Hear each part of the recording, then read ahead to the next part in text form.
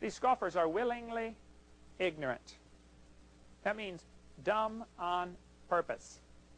You say, come on, is it possible to cover the earth with water? Well, theoretically, one drop of world will cover the water. One drop of water will cover the world if you spread it real thin. This is arguably one of the most stupid statements I've ever heard, and it would be trivial for anyone who has passed even a high school science class to demonstrate this. The minimum amount of water you need to cover the Earth is a monolayer. After this, all you need to know is the surface area of the Earth, which you can get just by typing surface area of the Earth into Google, and the area occupied by a water molecule, which you can estimate just from typing dimensions of a water molecule into Google. After that, it's simply a matter of dividing one by the other. Divide the surface area of the Earth, which is about 5 times 10 to the power of 34 square angstroms, by the surface area of a water molecule, about 10 square angstroms, and you get the number of water molecules required for a monolayer. Avogadro's number and the molecular mass of water later, you find that in order to coat the Earth with a monolayer of water, you need about 150,000 tons of water. That's about a trillionth of the water on the Earth. Now compare this value, 150,000 tons, to Hovine's statement that you only need about 1 drop of water. It's about 20 milligrams to cover the Earth.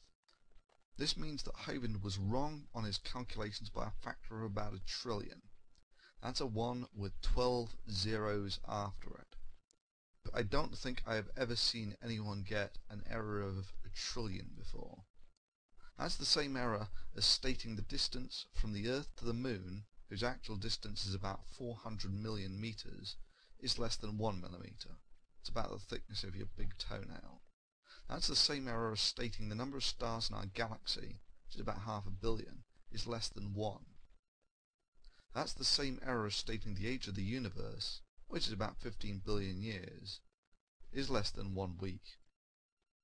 That's the same error as stating the tax Hovine owed, which is about $1 million, was about 1/1,000,000th of a cent, which probably goes a long way to explaining why Kent Hovine is currently serving 10 years in jail for tax fraud.